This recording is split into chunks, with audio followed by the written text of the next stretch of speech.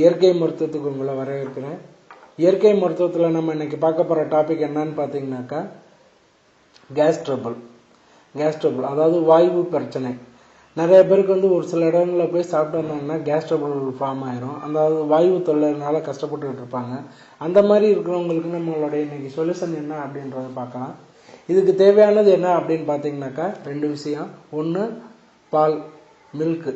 இன்னொன்று பட்டை, லவங்கம் பட்டைன்னு சொல்லுவோம் பார்த்தீங்களா. பிரியாணி மசால் பாக்கெட்டில் ஒரு பட்டையாக பட்டை இருக்கும் பார்த்தீங்களா, அதுதான்.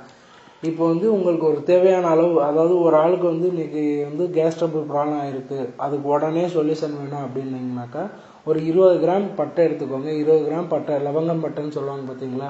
20 கிராம் பட்டை எடுத்துட்டு லைட்டாக மிக்சியில் போட்டு நீங்கள் பவுட்ரு பண்ணாலும் சரி, இல்லாட்டினா நீங்கள் நம்ம கல்வத்தில் வச்சு நீங்கள் பவுட்ரு பண்ணிக்கிட்டாலும் சரி, எப்படி வேணாலும் பண்ணிக்கோங்க.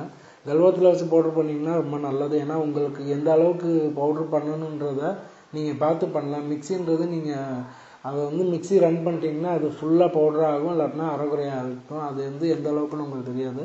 கல்வா ஒன்று வாங்கி வச்சுக்கோங்க, ரொம்ப நல்லதுங்க. சின்ன சின்ன விஷயங்களுக்கு கல்வா யூஸ் பண்ணிக்கலாம்.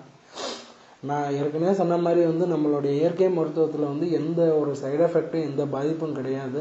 இதை நீங்கள் தாராளமாக யூஸ் பண்ணலாம். யார் வேணாலும், சின்ன வயசுலேருந்து ஒரு 5 வயசு குழந்தைகள்லேருந்து 60 வயசு ஆள்கள் தாராளமாக இதை யூஸ் பண்ணிக்கலாம். இதனால் எந்த ஒரு சைடு எஃபெக்டும் கிடையாது. இப்போ நான் இந்த வாய்வு தொல்லைக்கு ஏற்கனவே சொன்ன மாதிரி பால், லவங்கம் பட்டை, இந்த 2 தான். லவங்கம் பட்டை ஒரு 20 கிராம் எடுத்து நல்லா பவுட்ரு பண்ணிக்கோங்க.